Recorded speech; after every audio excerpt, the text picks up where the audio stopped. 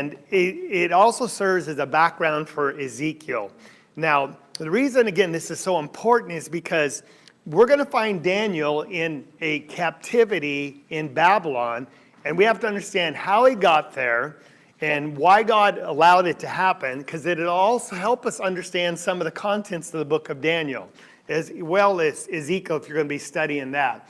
So there's a lot of history, but we're going to pick it up and we're going to draw a timeline. And if you're in my Isaiah class, we're going to still have to give you your final test, and that was how to draw this timeline from memory. But God made a promise to Abraham, and what was that promise? Real quickly. 3 parts. First one, what? I'm going to make you a great nation. That's the big important thing. And also a great name, and then through thy seed, all nations are to be blessed. And of course, you said a great land. So that promise was extended to Isaac, and that was extended to Jacob, whose name was changed to Israel. They go into captivity, these people, for how many years? 400 years, and there's some question about that. They come out by Moses, and where do they make their first stop? Mount Sinai, and what happens there? It's very important. They become a nation, but by getting the law. Now that's going to be what we're going to see in your intro of your handout there, that God takes them to Mount Sinai, and he says, you see how I have brought you out of Egypt on eagle's wings. So the language is so beautiful. But that's what God does. Because they didn't do anything. He just brought them out, and they plundered the Egyptians on the way. And that idea of God bringing them out of captivity is going to be repeated all through the Old Testament. I'm the God that birthed you. I'm the one that delivered you. So just stay faithful to me. So he takes them to Mount Sinai, and he says in chapter 19 and verse 6, if you obey my words and do all that I command you, then you will be a kingdom of priests, a holy nation, a special people, because the whole earth is mine, but I'm picking who? You. And they said in verse 6, or verse 8, all the Lord has said, yeah, we'll do it. So he gathers them around the mountain, then he speaks from the mountain, gives them the 10 commandments. They fall back, and they're afraid for their life, right? And said, Moses, you go up the mountain, and whatever he says, we'll do. He goes up there, comes back in chapter 20, 21, 22, and then 23, and God speaks from the rest of the terms of this covenant, because it's a covenant, and it's conditional, and that means you've got to keep the terms of it if you want to continue to be my kingdom, right? And when he comes back, he writes it all down, reads it, and again, they say, all the Lord has said we'll do. He slaughters some animals, takes half of it and puts the blood on the altar. And what does he do with the other half? Sprinkles it on the people. And this is the blood of the covenant. In other words, he's cutting the covenant. May this happen to you. Your blood be shed if you don't keep the terms of this covenant. Now, will God be faithful? Yes. Always. But the question is, will you, Israel? Of course, they said, yeah, we'll do it. So Moses goes back on the mountain. How long did that covenant last? 40 days.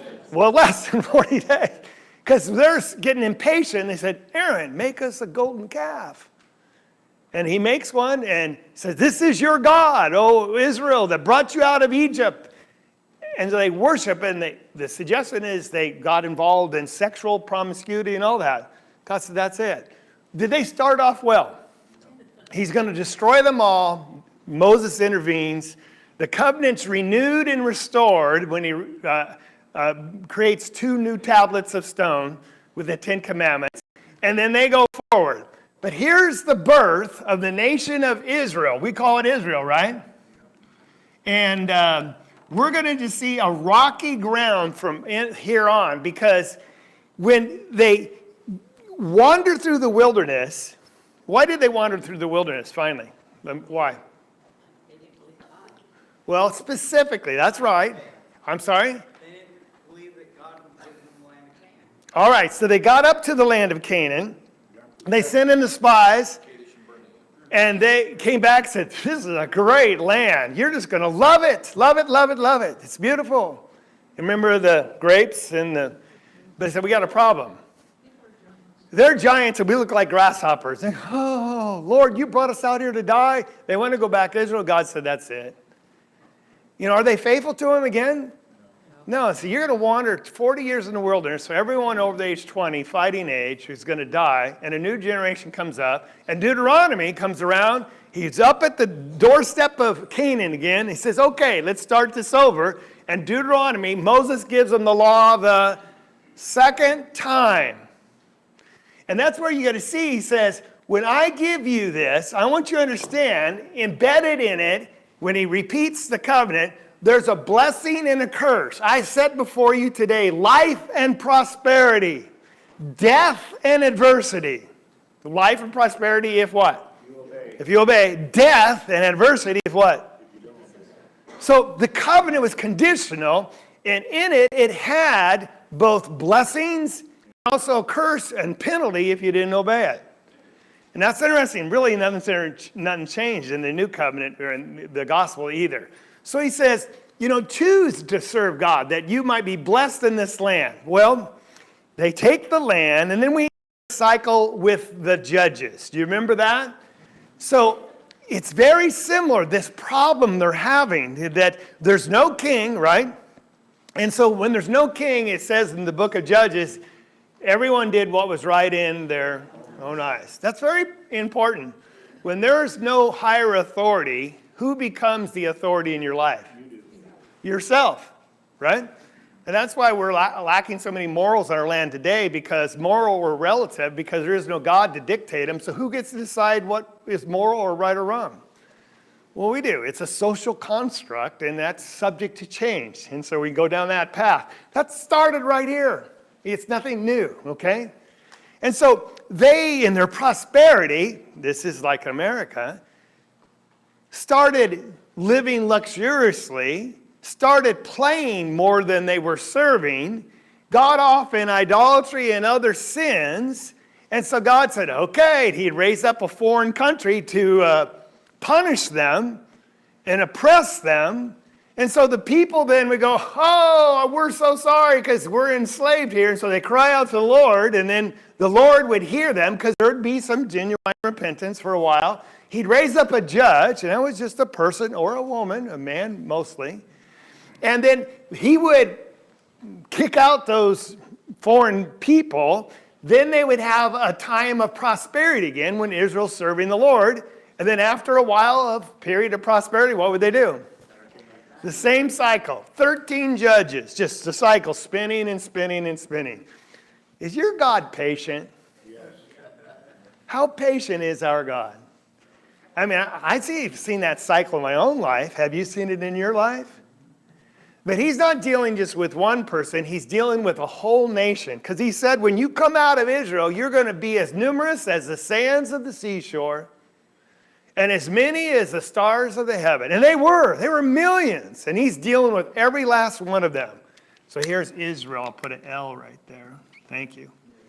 Okay, you feel better? Okay, I know the people in the back didn't even see it. That's all right. Okay? Now, how did this end? This cycle of judges. That's right.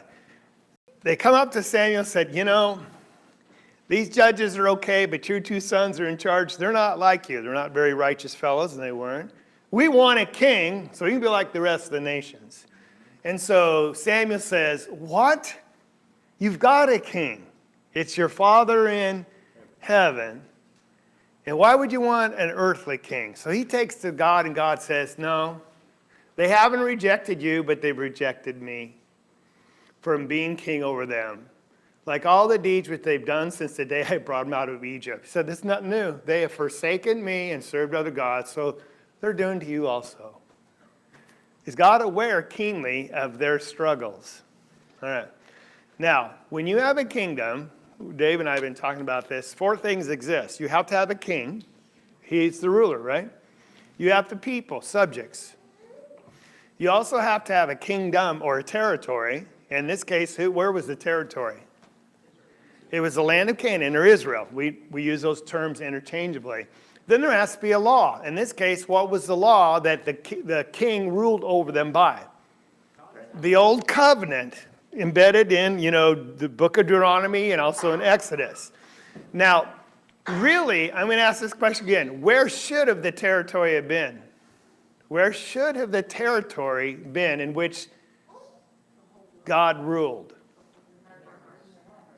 Oh, yeah, I heard in the back. Their hearts.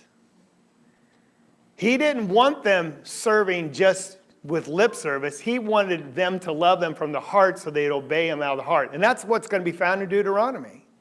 So when he says they've rejected me, you have to hear the pain in God's heart when he says that. They're serving other gods. They've always done this. And so you can say, in one sense, the throne that belonged in heaven now goes down to the earth. And when the throne of God is down on the earth and a man sits on it, what are you looking to see? Problems, all right? So then we have a period of 3 good kings. We call this the golden year. The first king that reigned over Israel was who?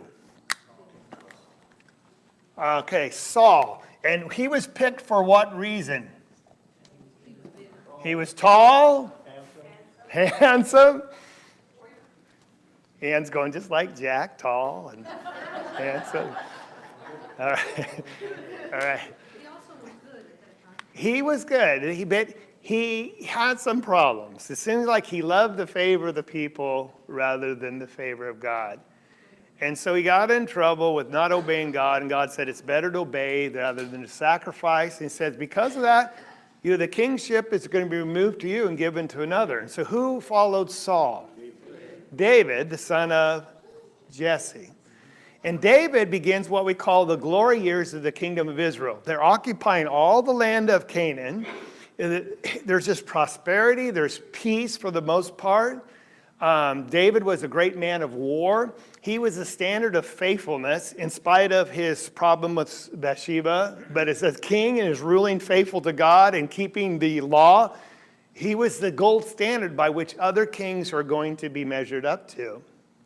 And he wanted to build a temple, but God said, no, you can't because there's too many blood on your hand. I'm going to let your son Solomon do that. So Solomon, when he takes the throne, God comes to him and says, hey, anything you want, you can have. You talk about the golden lamp or the genie. This is it. And so he could ask for riches or power and all that. And God recognized that. But what did he ask for? Wisdom. God said, boy, you're going to get more wisdom than anyone else. But since you didn't ask for money, power, and all that, I'm going to give that to you anyway. And he gave him money and all this might. We're in the glory years of this kingdom. And if we understand Ecclesiastes, Solomon built parks and cities and buildings, and it was just a wonderful time. But Solomon wasn't the brightest in common sense. He made a mistake, and I got to make sure I have what page I'm on in here. Is anyone following? Where am I? 3. Page 3? Oh, yeah. Israel is great nation. Yeah. Let's look at 1 Kings chapter 11. Can someone turn there? I thought I had it, but I don't. So someone read that from me. Oh, it's up here. I'm sorry. But that's not the one I was looking at. 1 Kings chapter 11, verse 9 through 13. Who has it? Okay, please, Kevin. Now the Lord was angry with Solomon because his heart was turned away from the Lord, the God of Israel, who had appeared to him twice, and had commanded him concerning this thing that he should not go after other gods. But he did not observe what the Lord had commanded. So the Lord said to Solomon, because you have done this, and you have not kept my covenant and my statutes, which I have commanded you, I will surely tear the kingdom from you, and will give it to your servant. Nevertheless, I will not do it in your days for the sake of your father David, but I will tear it out of the hand of your son. However, I will not tear away all the kingdom, but I will give one tribe to your son for the sake of my servant David, and for the sake of Jerusalem, which I have chosen. All right. He's going to take it away from him, the whole kingdom, save one tribe. That'll be the tribe of Judah. I should have had you read earlier, so start in verse 1. What is the great thing that he did that God was so displeased at? So verse 1 through 8 now. Please, Kevin. Now King Solomon loved many foreign women, along with the daughter of Pharaoh, Moabite, Ammonite, Edomite, Sidonian, and Hittite women. From the nations concerning which the Lord had said to the sons of Israel, you shall not associate with them, nor shall they associate with you, for they will surely turn your heart away after their gods. I'll interrupt you. Why do you not intermarry with these other nations? They'll turn your heart away from God. No, he's the wisest man in the world. He would never let that happen. So keep reading. Solomon held fast to these in love. He had 700 wives, princesses, and 300 concubines, and his wives turned his heart away. For when Solomon was old, his wives turned his heart away after other gods, and his heart was not wholly devoted to the Lord his God, as the heart of David his father had been. For Solomon went after Ashtaroth, the goddess of the Sidonians, and after Milcom, the detestable idol of the Ammonites. Solomon did what was evil in the sight of the Lord, and did not follow the Lord wholly. Okay, that's good. In the verse 9 or 8, he says he did all these for his foreign wives who burned incense and sacrificed for their God. Now, without any jokes, what happened to his wisdom? He married, 700 women and the 300 concubines. But the real problem is that they were their foreign ladies and they turned his heart. And so here we're going to see where God said, if you're faithful, it's conditional, right? If. That we see now, we're up to Solomon. His heart is turned, and now there's a promise that it won't happen to you, but because what you have done, you're going to lose the kingdom. See the enactment of the blessing and the curse.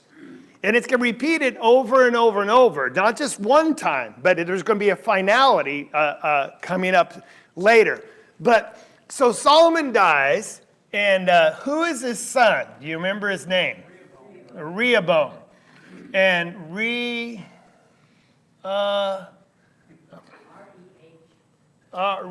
no, it's not.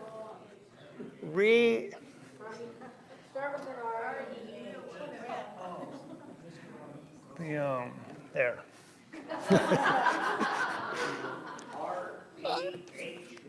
Thank you. Rehoboam. I've typed this like 16,000 times today, all right? And his cohort is going to be called Jeroboam. We'll introduce him in a second. So Rehoboam becomes the king when his dad dies. And so the people come to him and they say, your father made our yoke hard. Now therefore lighten the hard service of your father and his heavy yoke which he put on us, and we'll serve you. So what was the problem under Solomon's reign? Too much taxes. There's a cost to building all this beautiful city and all that. And of course, Samuel was told the people when they wanted a king in the first place, he'll tax you, he'll draft your men into the army, you're going to have problems. Oh no, that's okay, we want a king. Now they're coming back and say, hey, this is kind of tough. And so he says, you go away 3 days and I'll give you my answer. So first he consults with the elders, all right? And the elders come back and they say in 1 Kings chapter 12, if you will be a servant to these people, that's a very interesting point. Kings are put in office not to serve themselves, but to serve the people. That's why God has kings, to look after justice, to look after the poor and the needy and the widows, but to protect the people from enemies. But too many kings end up serving themselves. So he says, if you'll do them and you grant their petition, lower the taxes, the burdens, and speak good words to them, they're going to be your servants forever. They'll die for you. Now, is that a good advice from the elders? He said, okay, I'll think about it. But then he turns and he talks to his young cohorts, his friends he grew up with, the young men. And they say, well, what do you think? The elders said I should lighten their load. And they said, well, you should say this people spoke to you saying, your father made our yoke heavy. Now you make it lighter for us. Well, we'll tell them. You will say to them, my little finger is thicker than my father's loin. And you thought it was bad with him. My father loaded you with a heavy yoke. I'm going to add to your yoke. My father disciplined you with whips. I'm going to discipline you with scorpions. Man, where is this guy coming off from, right? It's power that's gone to his head. It's interesting. Second generation money does that a lot too. This is second generation power, right? Actually it's third generation, wouldn't it be? So, well, what happens? It came about when, let's read that because I want you to see it. Someone look at your text. Open your Bible there to, I want you to read the whole thing. Because as soon as he gets back to him, First Kings chapter 12 and I think verse 16. Who wants to read that in the back so everyone will hear it in the front? Verse 15, start there. Who's got it? So the king did not listen to the people, for the turn of events was from the Lord, that he might fulfill his word which the Lord had spoke by Ahijah the Shilonite to Jeroboam the son of Nebat. Okay, let me interrupt there. I skipped over that one. That Ahijah that you stumbled on, which I do too. That's this guy right here. After Solomon makes this mistake and marries all these women, Ahijah goes to Jeroboam. Now, Jeroboam was one of Solomon's valiant warriors. And he comes to him and says, this is what's going to happen. He has this saying, and he says, you take 10 pieces of this cloth, because thus says the Lord, I'm going to tear the kingdom out of the hand of Solomon and give you 10 tribes. But he'll have one tribe for the sake of my servant David, and for the sake of the Jerusalem, for I've chosen them from all the tribes of Israel. So he extends and says, you're going to rule over these tribes. Solomon hears about this, and from now on he tries to kill Jeroboam. And so in verse 15, when it says the king didn't listen to people, it's interesting. It was a turn of events from the Lord so that he might establish his word, which he promised through Ahijah to Jeroboam. Now, it's interesting. I just want to make this comment. We think it's Rehoboam's arrogance and lust for power that's causing this. Here it says what? Because God planned this back when Solomon messed up in the first place. So which is it? His power and greed for power, or is it God's sovereign will? God's sovereign will. And what else? Someone said yes. It's both. How can a God determine something can happen, but yet use your free will to accomplish it? He is, isn't he? Because Rehoboam, he asked the elders, and he asked the young men, does he have a choice? Is that free will? Yes. He picks the wrong. It's like God knew he was going to, and it's going to bring about the split of the nation. So now verse 16, please read. You're doing.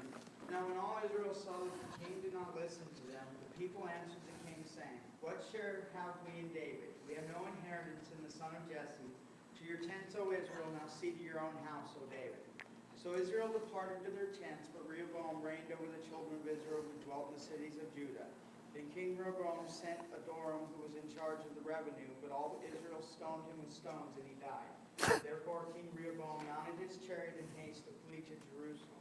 So Israel has been in rebellion against the house of David to this day. Wow. So they say, we have nothing to do with you because you have nothing to do with us. They go home. The king sends out a men to put him into labor. They kill him. Does that send a message to the king? And from that day, they're in rebellion to the king of Judah. So right here, the nation splits. And you're going to have two nations, a divided kingdom. And up until this time, it's always called Israel, right? Since the majority of the nation, 10 tribes, go to the north, it takes the name Israel still. Only one tribe goes to the south, that's Judah, because that was the prophecy, plus this little landlocked tribe in it called Benjamin. But it's called Judah because that's where Jerusalem is. That's where the kings came from. And of course, it was prophesied that Christ would come through the tribe of Judah. But now we have a divided kingdom. Israel has over its king Jeroboam, and Rehoboam is over here. But we got a problem. If you're going to have an alternate kingdom with an alternate king, the people know every year you're supposed to go down where to worship? Jerusalem. And when you go down to Jerusalem, where will your hearts turn back to?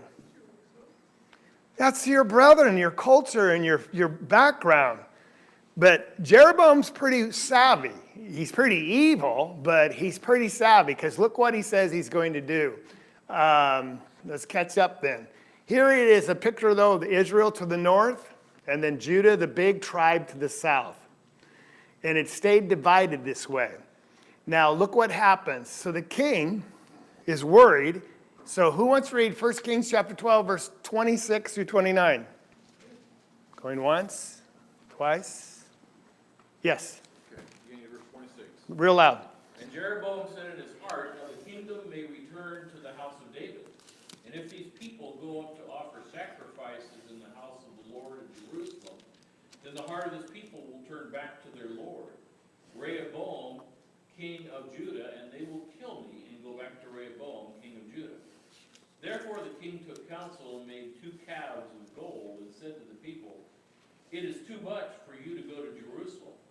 Here are your gods, O Israel, who brought you up from the land of Egypt. And he set one up in Bethel, and the other he put in Dan. 2 more verses. And this thing became a sin, for the people went to worship before the one as far as Dan. And he made shrines on the high places, and he made priests from every class of people who were not of the sons of Levi. Okay, there's double sin. The first one is alternate cities of worship. That's in violation of God's covenant. And they put golden calves of idolatry. And that takes us right back to right here, right? Mount Sinai. Have they not learned a lesson? And then priests. Actually, there's 3. The priests were supposed to come from the tribe of Levi, but they're down there in Jerusalem doing what they're supposed to do. So he sets up priests from different tribes. And it's all because of his lust for power, because he realizes the people turn back to Judah, they'll kill me. And I'll lose not just my position and power, but my life. And so we see that here, here's Dan way to the north. And when we go to Israel, maybe next year, I'm working on it, we'll hopefully visit that site. And then Bethel is way to the south, and of course, right here is Jerusalem. So they own, we're talking about all this territory is Israel. So for people in the north and people in the south, you're all covered. You can go worship. You don't want to go down to Jerusalem. It got so bad, he set up festivals and they burn incense to idols. He ended up having cult prostitutes that he supplied at these places of worship. It went from bad to worse. Now, who's back behind the scenes still watching this and grieving? The blessing and the curse. Life and prosperity and death and adversity. And they've chosen death and adversity, haven't they? Now he sends prophets to them to warn them. It'll be Isaiah and it'll be Jeremiah. But they do not listen. Here is a picture of the site at Dan that I suggest we might be able to go to. They've uncovered it, and they think this is the actual site where the golden calf was. And so it's very interesting. When you go to Israel and see things like that, you're not going to find Jesus. He's not there. But it confirms what all we've been reading as true. When you see these sites and can walk there.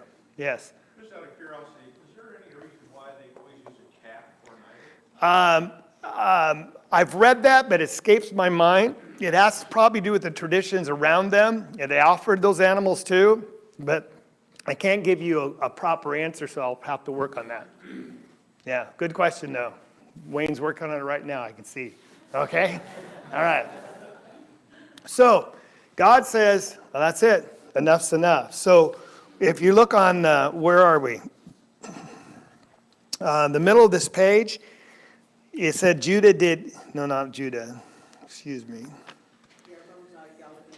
Yeah.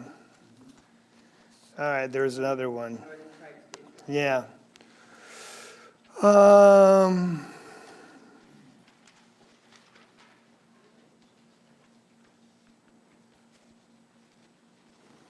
Yeah, okay, the northern tribes then, we'll just see in the middle of the page, they're going to take Israel into captivity. In 2 Kings there in chapter 17, we find that the king of Assyria, that's up there on the board, invaded the whole land and went up to Samaria and besieged it 3 years. In the 9th year of Hosea, the king of Assyria, he captured Samaria and carried Israel away into exile into Assyria and settled them there. We see another account in 1 Chronicles chapter 5. The God of Israel stirred up the spirit of Pul, king of Assyria. That is Tilgath-Pilser, king of Assyria. And he stirs him up, and he's the one that takes them into captivity. So I just want you to note this, that when God takes them into captivity, who does he use? Another nation. That is an evil nation in every aspect, an idolatrous nation. So it's interesting, when we get to the book of Daniel, we're going to ask one question, and it's going to keep coming up and up. Who is in the charge in the kingdoms of men?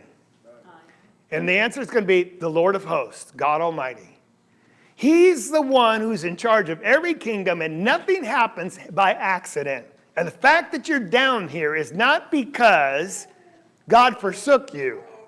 He brought you down here because you've chosen the curse. All right? They're going to be in captivity themselves. And we see that when he brings Assyria to take these people, and they're literally taken from the land, never to return again. The poor and the weak and the sick are the only ones left behind. And he repopulates the land with foreigners from other areas.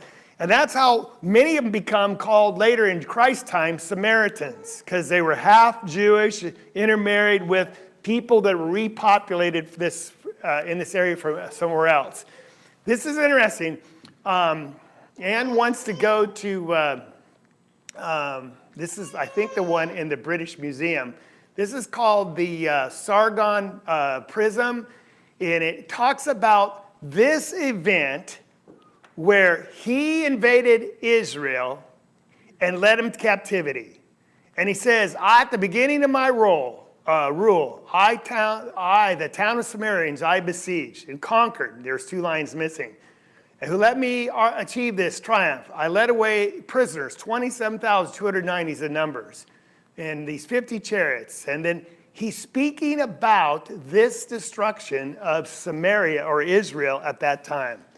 Now, it's just amazing they find this, and you can look at a museum, and it's been translated. And what does that show this account that we're reading is? Historically accurate.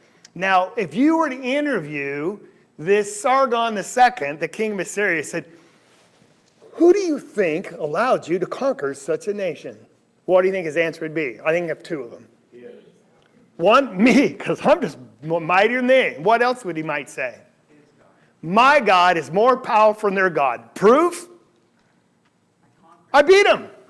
That's the standard by which they measured whose God was the most powerful. My God beat your God. You lost.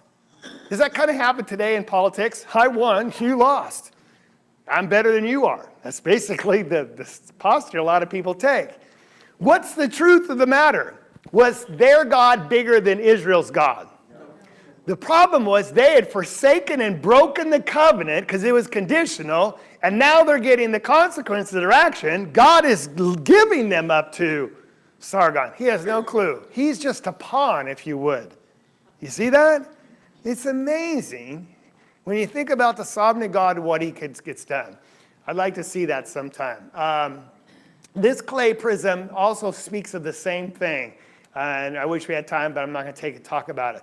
1 Kings chapter 17, it lists in verse 7 through 18, 8 things or reasons why God took them into captivity. First of all, because they sinned against the Lord. That's pretty generic, right? Second of all, because they feared other gods. Rather than fearing God Almighty, who brought them out of Egypt, they feared the gods of these other nations. So they walked in the customs of the nations around them. Is that our problem? Does our culture sneak into the church and into your personal life, and we start worshiping and fearing what other people think, and we start desiring what they have. So they secretly practiced idolatry. Then they set it up publicly. They rejected the warnings of the prophets. They forsook God's commandments. I don't care. He's not going to punish me. So he's very angry with Israel and removed them from his sight. He says, you're out of here. Gone. Never to be seen again. Very, very serious. I want to impress that upon you. Would you think Judah would have learned a lesson from this? All right, so look at your handout. We're on the second to last page.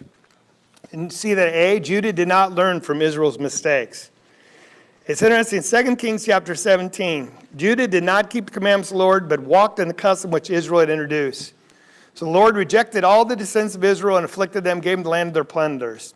And then we see in Jeremiah chapter 3, it's a great chapter, in verse 6, the Lord said to me in the days of Josiah the king, have you seen what faithless Israel did? She went upon every high hill and under every green tree, and she was a harlot there, spiritually adultery, playing a harlot with the other idols. She said, I thought, after she'd done all these things, will she return to me? But she didn't return. And her treacherous sister Judah saw it. What is he trying to say? You know what's going to happen to you, because it happened to your sister Israel, the northern tribes. I sent her away, gave her a writ of divorce, yet her treacherous sister Judah did not fear, because she went and was a harlot also. You didn't learn anything. And because of the lightness of her harlotry, she polluted the land and committed adultery with stones and trees. Yet in spite of all this, her treacherous sister Judah did not return to me with all her heart, but in deception, declares the Lord. So God says, you should have been changing real quick. You should have realized you're next, and yet they just ignored the warnings. Do we ever do that?